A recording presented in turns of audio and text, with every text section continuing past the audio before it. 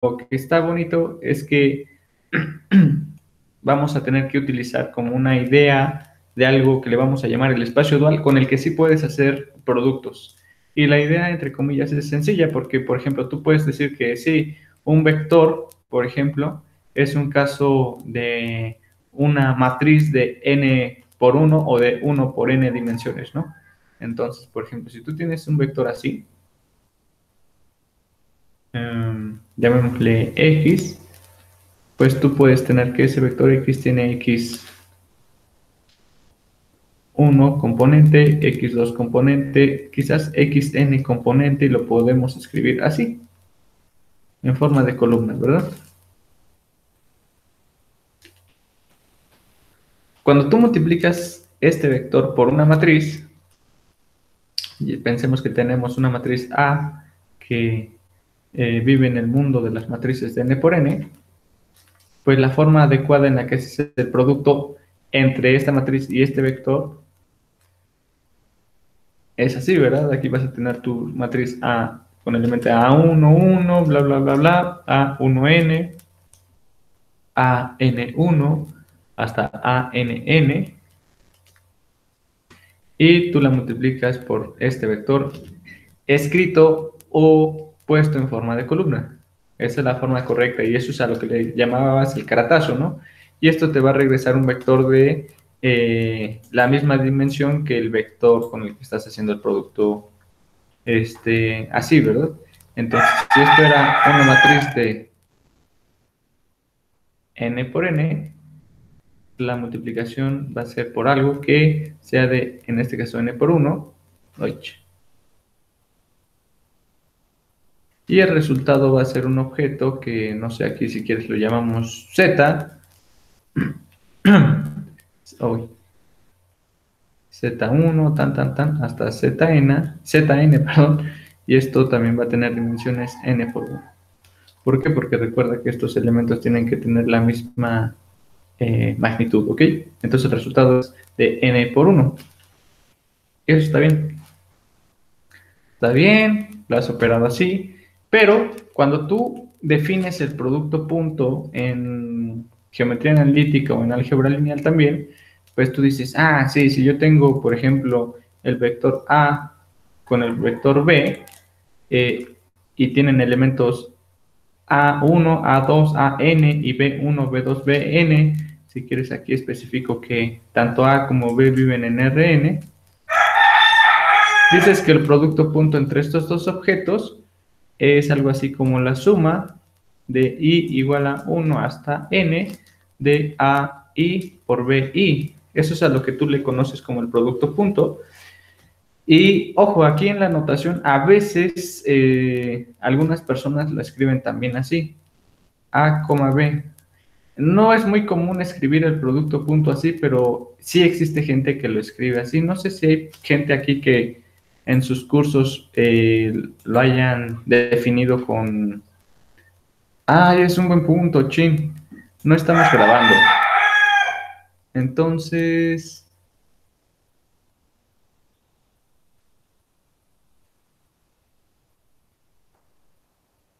que si tengo el audio apagado, a ver, déjenme ver. Según yo no tengo el audio apagado.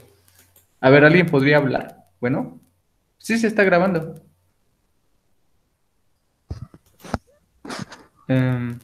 Hola. A ver, ¿alguno de ustedes puede decir algo? Hola. Yo no los escucho. A ¿No ver, nos tal vez creo escucha? que eso estaba apagado.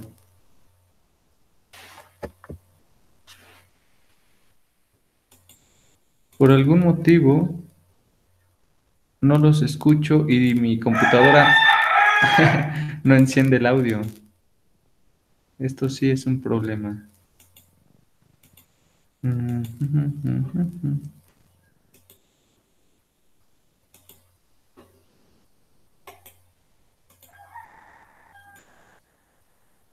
A ver, permítanme, déjenme ver qué onda con el audio.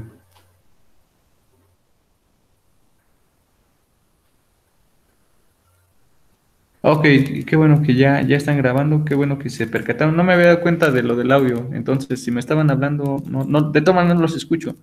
Estoy viendo por qué no los escucho. Creo que era esta cosa que tenía un botón y si le pico aquí lo silencia, pero no sube el volumen. Qué raro. A ver, ¿alguien puede hablar? Bueno. Hola.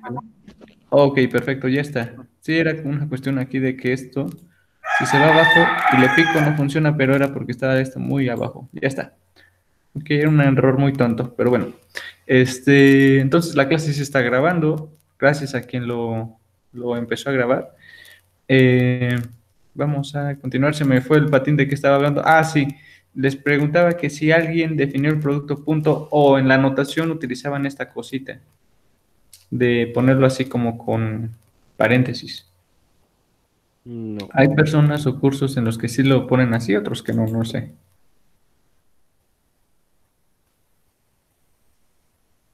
¿No nadie?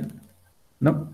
Bueno, entonces les decía, a veces la gente en algunos cursos lo expresa así, como el producto punto A con B, pero regularmente lo suelen escribir así, ¿no? Con literalmente el puntito ahí metido.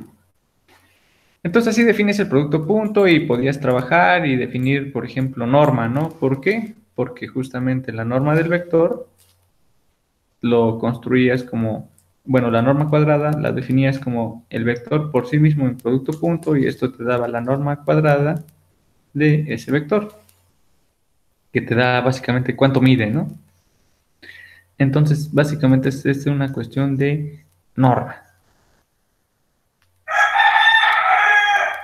Muy bien, eso está bien cuando lo ves simplemente como vectores, pero si ahora lo ves como toda una cuestión de las matrices y eso, esto técnicamente estaría mal. ¿Por qué? Porque si tú haces el producto punto utilizando esta noción de las matrices, tendrías que hacer un producto de una matriz en forma de columna, AN, con esa misma matriz expresada en forma de columna. ¿Sí? Entonces, pues esto es una matriz de n por 1 por una matriz de n por 1.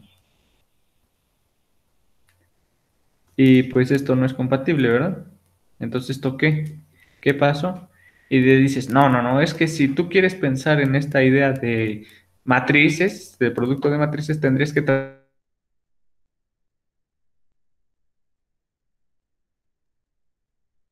perteneciente al curso que escribí a Daga. Si tú quieres escribir ese producto, tendrías que hacer A transpuesta y a eso sí, producto punto por A. De este modo tendrías una matriz de 1 por n, A1, hasta AN por A1, hasta AN. Y ahora sí, tienes una matriz de 1 por n por otra matriz de n por 1. Y el resultado va a ser un número, un escalar, ¿verdad? Bueno, esto es importante, muy importante. El chiste también es este. Si tú tenías que tu vector A es el que vive en Rn, ¿este objeto dónde vive? ¿Sí? Afortunadamente, como estás en un espacio euclidiano, cuando hablas esto, para quienes ya llevaron geometría diferencial o geometría riemanniana, saben que estos cosas, objetos en Rn, van a tener una métrica, una forma en la que tú mides el espacio y se corresponde con la identidad, ¿no? Es decir, la métrica para una dirección u otra o lo que sea es la misma. ¿Qué significa esto? Pues que si tú mides 1 metro a la izquierda, ese mismo metro va a ser el mismo cuando midas a la derecha y así sucesivamente para cualquier dirección. No hay ninguna perturbación que deforme tus espacios. Eso ocurre en un espacio euclidiano. Cuando mides en coordenadas cartesianas. Si tú mides el mismo espacio euclidiano pero en coordenadas no sé, polares, esféricas o dependiendo en qué dimensión estés, eso sí podría cambiar, porque vas a medir con diferentes reglas, podríamos decirlo así. Pero si tú estás midiendo en forma euclidiana todo esto porque estás expandiendo tus elementos del vector como una combinación lineal con los de la base canónica, pues eso no tendría perturbaciones en medir 1 metro hacia arriba, 1 metro hacia abajo, 1 metro a la derecha o lo que sea, ¿ok? Bueno, bueno, entonces te digo, así medirías como cosas para elementos que viven en Rn. Y eso está bien, pero hay otras cosas con las que tú también puedes medir elementos, pero no viven exactamente en Rn. Y de hecho van a vivir en otro espacio. Estos van a vivir en Rn. Y estos tienen que vivir en un espacio que te permita hacer el producto punto en forma adecuada. No pueden ser el mismo. Este objeto y este objeto no son para nada el mismo y no viven en el mismo espacio por defecto. Entonces, este le van a llamar el espacio dual. Y a veces le ponen R estrella, N. Lo que significa la estrellita es el dual. No es que sea conjugado ni nada. Es algo que le llaman el dual. ¿Ok? Entonces, para hacer un producto entre vectores en Rn, tú tendrías que hacer o tomar la ayuda de un vector que vive en el espacio dual correspondiente al de Rn. ¿Sí? Obviamente eso no estoy seguro si te lo mencionan en geometría analítica 1, quizás no porque, o en la 2 porque pues igual todavía no tienes más conocimientos de lo que ocurre más adelante, pero tendrías que tener noción de que existe un espacio en el que viven los elementos que te permiten hacer el producto punto, y eso se le conoce como el espacio dual, ¿ok? En geometría diferencial o también en geometría riemanniana, a veces a los vectores se les conoce como vectores y a los que viven en el dual a veces se les conoce como covectores. ¿Ok? Y cuando usas notaciones ya de geometría diferencial o riemanniana, a veces a los elementos vectoriales los pones un índice abajo y a los covectores les pones un índice arriba, ¿no?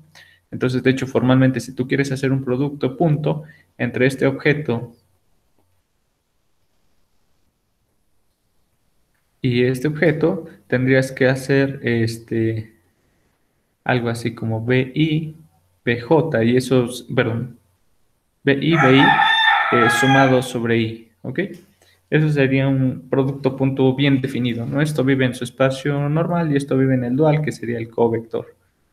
Y te digo, los covectores también tienen sus formas o sus métricas en las que mides sus respectivos espacios. Afortunadamente, respecto a esto de la métrica, el espacio euclidiano, cuando lo mides en cartesianas o lo tratas con cartesianas, es la identidad. Y resulta que la métrica del espacio dual, los elementos de matriz del espacio dual en la construcción de su métrica, resulta ser también la identidad. Por eso es que tú nunca te enteraste que existe un dual ni nada para definir el producto punto. Son iguales. Entonces, si mides algo en el espacio dual y mide 1 metro, tu mismo metro puede ser medido en el espacio dual por los mismos elementos de las bases que componen a este espacio dual porque son equivalentes. Entonces no hay ningún problema en que definas un dual o no, ni siquiera lo necesitas, pero sí lo necesitarías construir para tener noción o comprensión de lo que implica hacer un producto punto. ¿Sí? ¿Y por qué estoy hablando de todo esto? Bueno, porque ahorita en el espacio de Hilbert que estoy considerando, o este espacio de papa que tiene elementos vectoriales que estoy escribiendo con ket, lo que eso signifique, vamos a tener que considerar la ayuda de otra papa que va a ser la correspondiente a el dual de la primer papa. Entonces esto le vamos a llamar H, dual, ¿sí? Y aquí, te digo, aquí vivían los elementos vectoriales de la papa primera que vive en espacio H, y entonces los elementos vectoriales que viven en el espacio dual a este H los vamos a denotar así, con una flechita o un menor que Y, J si quieres lo llamamos, ahí está, así, y van a tener nombres diferentes. Los que viven acá se les va a llamar ket o kets, y los que viven acá se van a llamar bras. Esto es una cuestión de notación, no te preocupes tanto, ¿ok?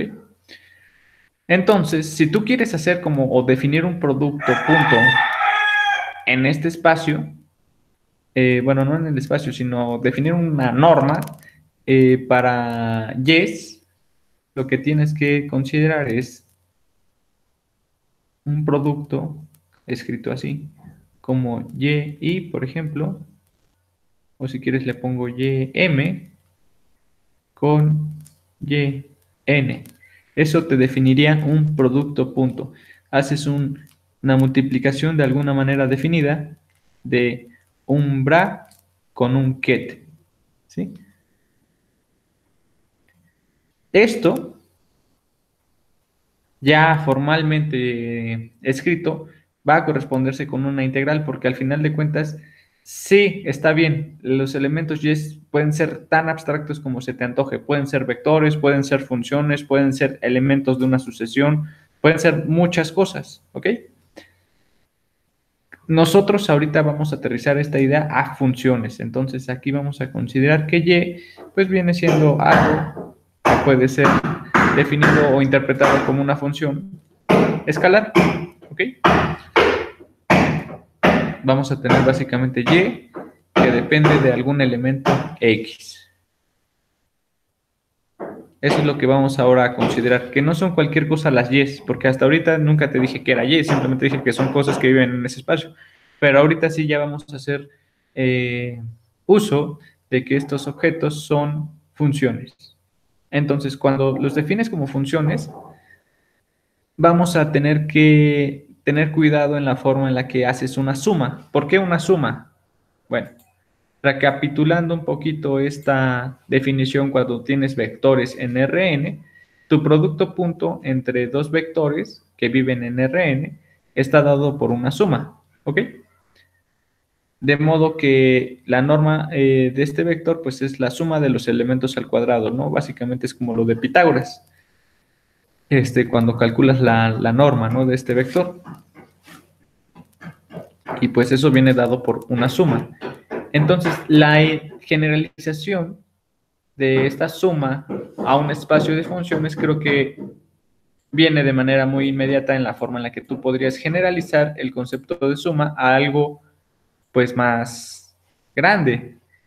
No sé si te viene a la mente de forma inmediata, pero una suma pues de carácter quizás más puro o infinitesimal es justamente la integral.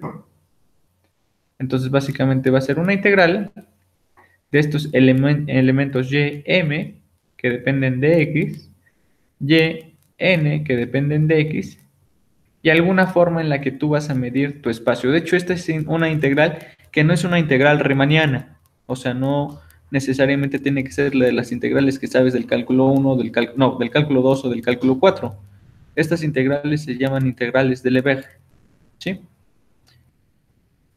Son integrales más generales que las que tú has conocido hasta el momento y tienen propiedades también más interesantes, ¿sí? Si quieres profundizar en el tema, esto se ve mucho más formal y todo en el curso de análisis 2, ¿no? Cuando ves teoría, bueno, y también en teoría de la medida, por supuesto, porque esta cosa es una forma en la que tú asocias un carácter de métrica, pero desde el punto de vista de las funciones, ¿ok? Ok, entonces te digo, sí es una integral, no necesariamente es una integral riemanniana, pero sí la puedes atribuir a una integral riemanniana si tú le asignas un peso o una forma en la que mides a las funciones en este espacio, ¿ok? Y básicamente eso es o la forma en la que vamos a definir el producto punto. De modo que si tú tienes el producto punto definido así, y yn con yn es igual a la norma de este vector cuadrado y pues eso se traduce en la integral. Ah, por cierto, espérame, una cosa importante. Esto va a vivir en algún espacio omega, ¿ok? Cuando lo aterrizas concretamente a algo ya con una métrica dada, pues regularmente le pones la integral de a a b, ¿ok? Quizás yo ahorita quiero abusar un poco de la notación porque no quiero especificarte a y b, simplemente quiero decirte que vive en un espacio omega.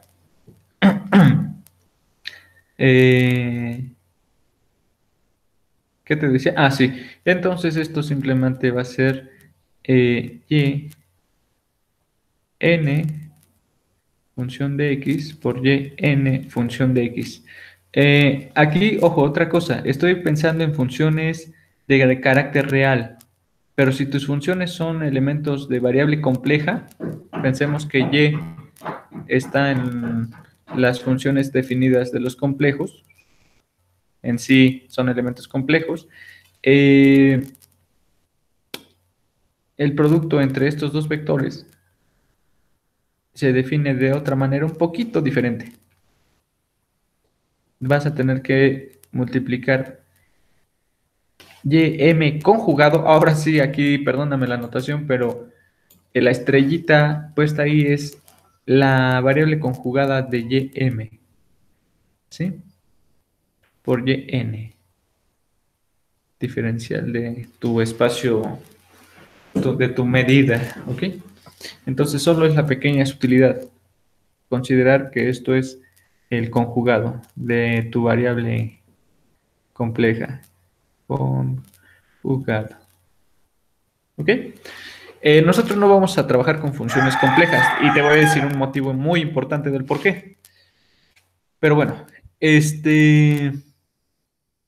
ok, entonces solamente vamos a trabajar con reales y pues esto pues lo vamos a tomar así porque ya sabes que el conjugado de un real pues sigue siendo el mismo real, entonces no tenemos problema con esa parte. Perfecto. Bueno, resulta que hay una teoría de Lebesgue muy importante que también puede ser entendida por teoría de la medida y es la probabilidad. Entonces, la probabilidad también la puedes entender como una noción de carácter de medición, porque pues al final de cuentas vas a tener cosas que son observables, que regularmente les llamas valores de expectación o valores esperados. Entonces, los valores esperados básicamente es una proyección de observables probabilísticas en un espacio probabilístico, ¿ok?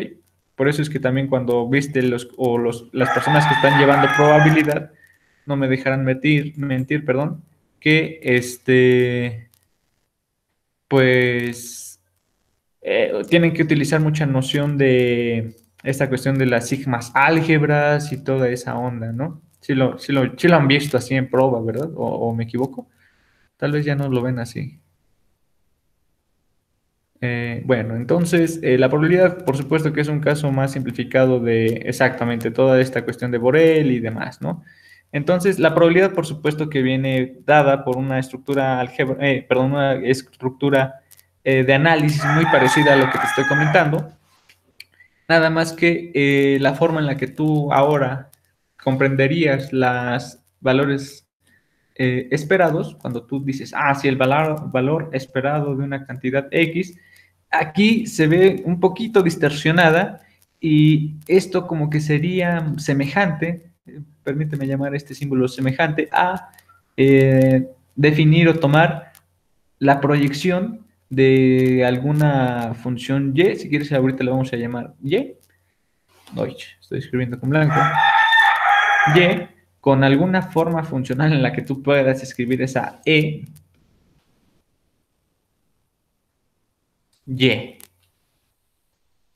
Algo así tendría que estar caracterizado el valor de expectación, ¿sí? Es muy parecido a lo que haces en probabilidad, salvo quizás un término cuadrático. Por cierto, bueno, ahorita te hablo un poquito más. Estos espacios también a veces se les llama espacios de cuadrado integrable. ¿Qué significa eso? Lo que vamos a pedir es que estas cosas, cuando tienes sus normas, sean finitas. Eso es muy importante porque no todos los cosos estos pueden converger en sucesiones de Cauchy cuando las construyes, sino que sí vamos a pedir eso. ¿Por qué? Porque muchas herramientas, tanto en la probabilidad como en la física, lo piden. Entonces, pues es una cosa un poquito más de lo que tú vas a pedir en lo que vas a medir, ¿ok? Bueno, entonces, en muchas cosas, a veces a los valores de expectación los vas a calcular como integrales que van a estar dadas por y, funciones de x, quizás aquí una función e de x, y de x, algo por el estilo así. Quizás, todavía le voy a poner la medida sobre algún espacio. ¿Sí? Y eso, quizás hasta en la notación se parece, también lo escriben así. Es muy semejante. De hecho, la varianza y las cosas así de las sigmas que tú calculas en la estadística, pues básicamente a veces son algo así como, no recuerdo bien siempre si es e cuadrada menos al cuadrado, y esto, si no me recuerdo, creo que es la desviación estándar cuadrada de e. Quizás los que han visto probabilidad o estadística me podrían corregir si es la resta al revés o es así.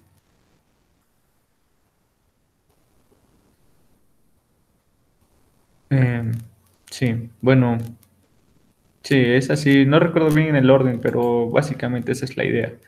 Y te digo, así va la desviación estándar de alguna observable, ¿no? O del valor esperado de algo. En fin, y la física opera exactamente igual. Por eso es que se ayuda muchísimo la mecánica cuántica con la teoría de la probabilidad. La estructura matemática con la que que ese trabajo se construye es básicamente la misma. Entonces, por eso es que luego muchos físicos se van al área de la probabilidad cuando hacen cuántica, porque pues la estructura matemática es muy parecida y la ventaja es que hay muchas más aplicaciones en las finanzas, ¿no? Con las mismas teorías a veces, no necesariamente, pero bueno.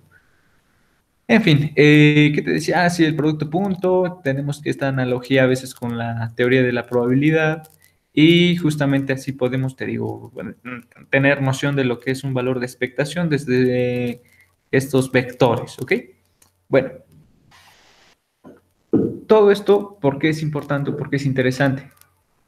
Hace rato te definí un operador que le llamamos el operador L, de Sturm-Liouville. Básicamente el operador L es una función P0 por la segunda derivada respecto de X más una función P1 por la primera derivada respecto de X más la función P2 dependiente de X. Eso es el operador. ¿Ok? Y lo que vamos a pedir a la teoría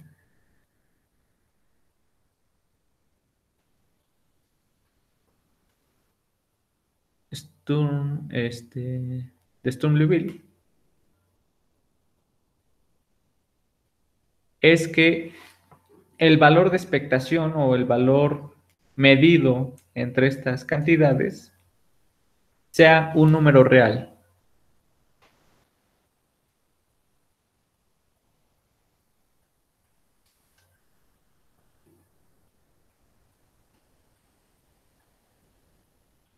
¿Por qué un número real? Porque te digo, esta cuestión viene un poquito más también de las construcciones históricas de cómo lo hicieron. O sea, esto se relaciona mucho con la probabilidad también y con la física también. Y en las observaciones físicas reales del mundo como tal, como lo vemos, o del mundo estadístico también, tus mediciones son reales. O sea, me refiero a reales que pertenecen son un número real, ¿no? O sea, es un 50 o es un 2 o es un -20, no lo sé, es un número. No es un número complejo, no es un vector, es un número. Entonces, estas cosas las vamos a identificar con los reales. ¿Sí? Entonces te digo, esta cosa de los reales es muy importante. Y cuando tú vas a calcular esta cosa, a esto le vamos a llamar, esto va a ser identificado con el valor lambda.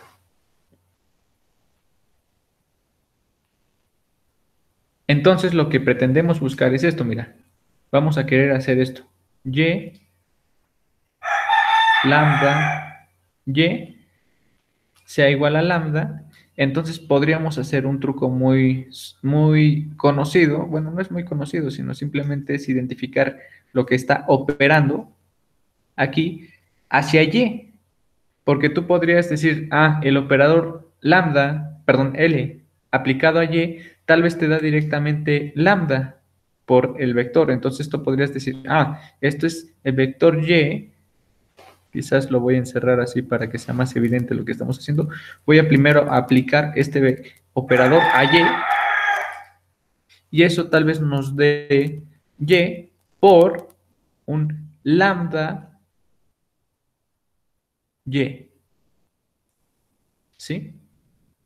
De alguna manera lo que estoy diciendo es que esto sea lambda y. Y esto lo puedes identificar porque podrías decir, bueno, si esto es un vector y esto es un operador, esto te recuerda mucho a lo que haces con las matrices. Esta es una matriz por un vector y los vectores que hacen esa chambita de escupirte escalares son los vectores propios, ¿no? Si tú tienes una matriz y la multiplicas por su vector propio o algún vector propio, te reproduce el valor propio multiplicado por ese vector propio, ¿sí? Quizás no lo mencioné aquí, pero todas estas cosas de los BRAS y los KET satisfacen linearidad. ¿Qué significa eso? Que, por ejemplo, si tú tienes A lambda, perdón, A lambda, déjame regreso. Si tienes A por Y en KET, uy, eso es lo mismo que A, Y. Eso es que saque escalares y que abra sumas es algo así, mira. Que si tú tienes en general las propiedades de linearidad, se va a satisfacer algo así como que alfa por Y más beta, si quieres este le llamamos BY1, Y2, esto es igual a alfa, alfa Y1 más beta Y2. Eso lo va a satisfacer o lo vamos a incluir en nuestra construcción de los elementos que viven en este espacio. ¿Ok?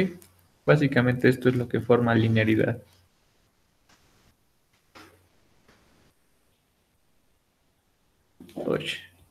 Ahí está.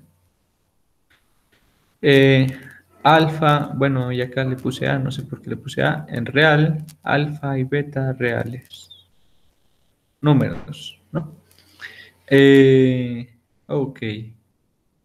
Sí, te decía entonces, la idea es esta, de que tú vas a tener el operador y si lo aplicas al vector, el resultado sea un número por ese vector, pero no es cualquier número, vamos a pedir que ese número sea real, ¿sí? ¿Por qué vamos a pedir que sea real? ¿Te acuerdas cuando abordábamos el caso de las matrices, no? Y si tú diagonalizabas una matriz, podría ser el caso que tu eigenvalor podría ser complejo. Entonces, ese tipo de casos los vamos a excluir. Vamos a decir, no, yo solamente quiero tener cosas que me reproduzcan números reales cuando hago esta operación. De modo que este producto, aquí está,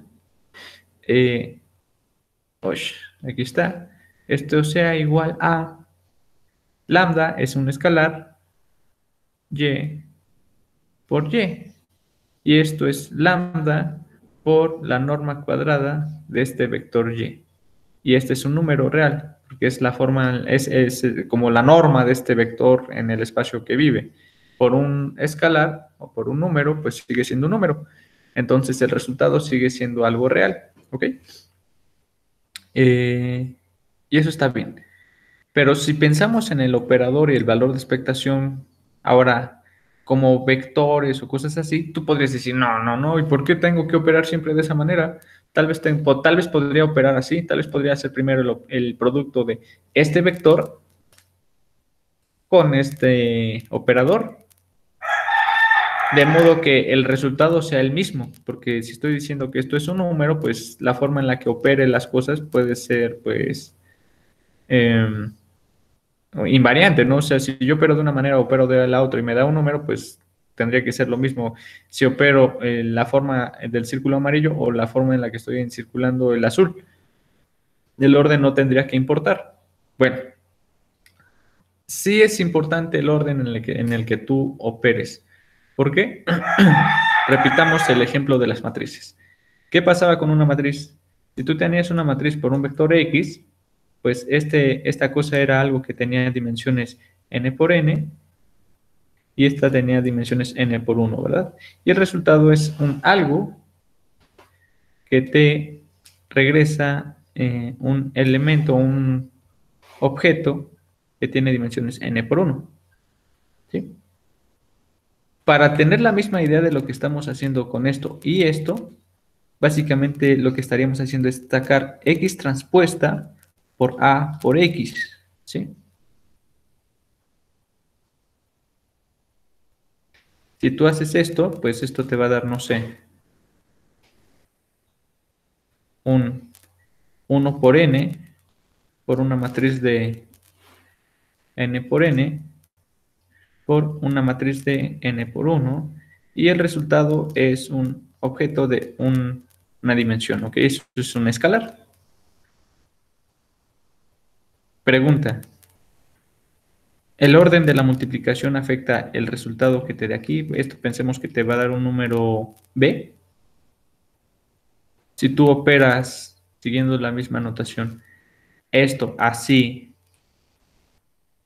o esto así, si tú operas en estos órdenes, se altera el resultado de este objeto b. ¿Sí me explico en mi pregunta? Repito. Si tú multiplicas A por X y al resultado lo multiplicas por X transpuesta, esto te digo te va a dar un B. ¿Tú crees que si multiplico ahora X transpuesta por A te va a dar algo? Y eso lo multiplico por X, ¿te va a dar ese mismo B o no? ¿Son cosas diferentes?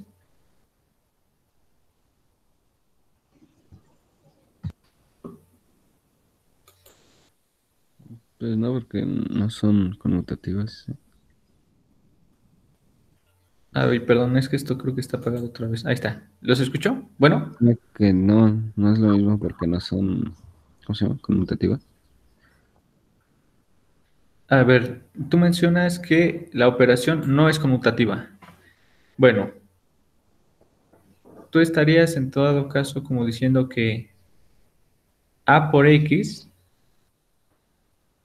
es diferente a X por A, algo así. O sea, esto sería como conmutación. Pero esta multiplicación sí está bien definida porque es algo que depende de n por n. Bueno, ya no lo voy a escribir, sí lo voy a escribir rápido. N por algo de dimensión, oh, por dimensión n por 1. Pero cuando tú haces este producto es algo de dimensiones n por 1 por algo de n por n. Esta no tendría sentido hacerla. No estaría definida, ¿no? Ujú. Aquí no hay correspondencia en lo que pides de las dimensionalidades para hacer el producto entre matrices. Entonces, la conmutatividad no tiene mucho que ver ahorita con la pregunta. Sí. Sarai dice, sí, sí queda lo mismo porque la multiplicación es asociativa. Exactamente, y la respuesta es sí, da lo mismo porque justamente satisfaces asociatividad, ¿no? Entonces, si hacías el orden de la multiplicación entre esta primero o esta después, y las multiplicas, debe darte el mismo resultado. Nada más que, ojo, justamente esto es la parte importante en cómo operas a respecto a las cantidades X. Aquí, A, cuando haces lo amarillo, la operación amarilla que estoy aquí circulando, aquí estás multiplicando a A por X. ¿Estás de acuerdo? A está aplicándose a X de alguna manera.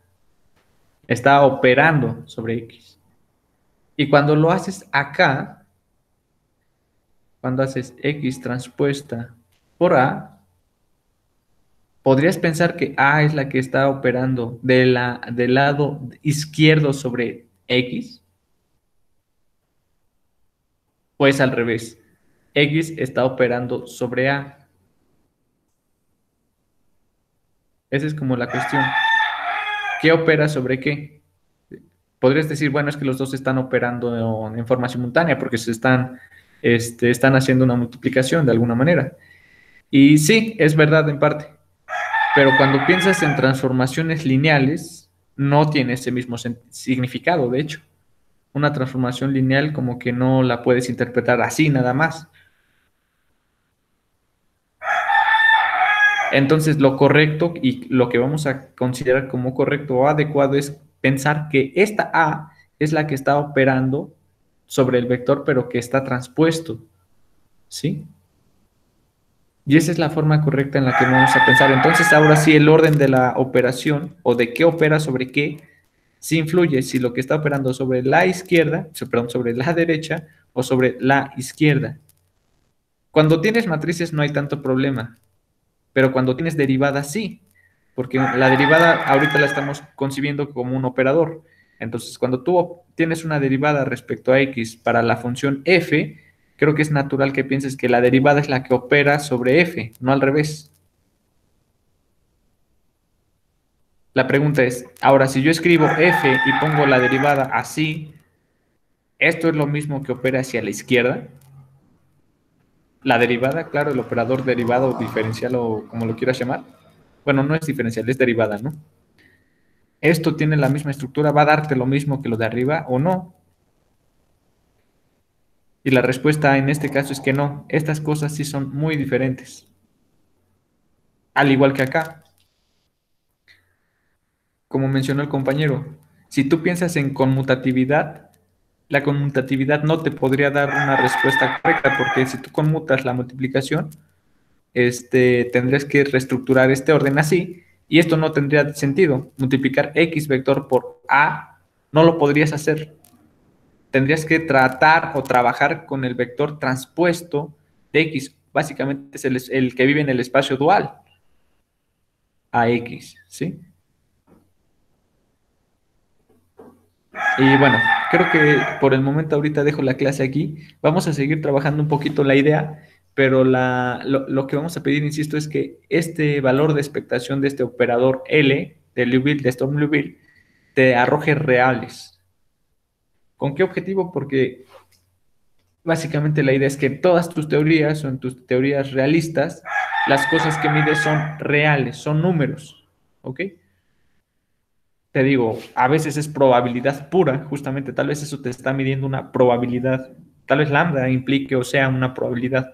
En física tal vez sea una energía, de hecho en física casi seguro en mecánica cuántica es la energía de un problema.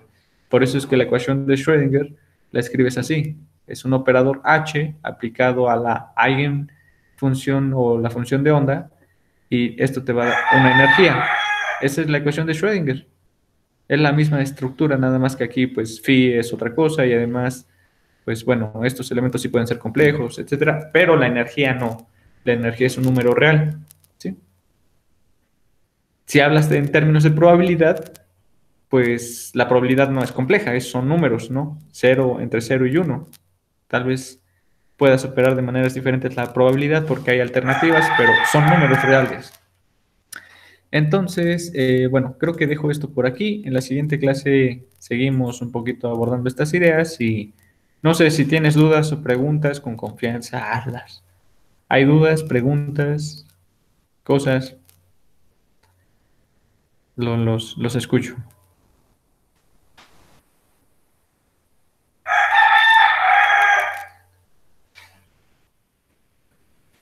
Luis dice que todo bien.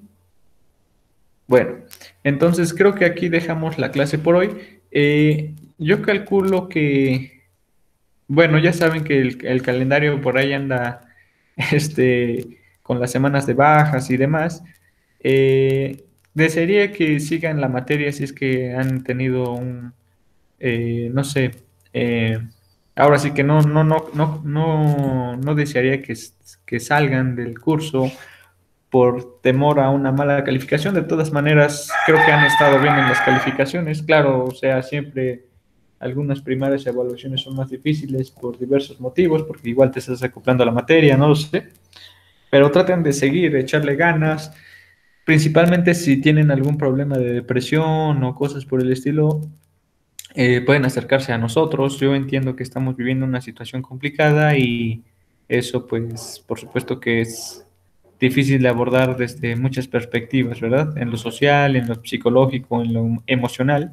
Y estamos abiertos a que si necesitas apoyo, ayuda o simplemente quieras platicar de algo, estamos dispuestos a hacer alguna plática, un diálogo, no sé, te puedo brindar algo de experiencia de lo que conozco o de la forma que también en la que percibo las cosas. No sé, somos humanos al final de cuentas, vivimos tenemos aciertos, también tenemos errores y pues vivimos, ¿no? Y lo importante para la clase es que también tengas una forma agradable en la que puedas percibir la clase, no sé, en fin. Creo que eso es todo por ahorita. Son 13 personas, son muy poquitas las que están metiéndose a la clase, entonces, bueno, deseo que sean más y estén atentos a sus evaluaciones también, ¿va? Creo que eso es todo, cuídense mucho y nada más déjenme ver quién queda como... Ah, bueno, yo no estoy grabando, entonces quien está grabando, por favor, verifique o vea quién va a ser quien quede como... Ah, voy a detener.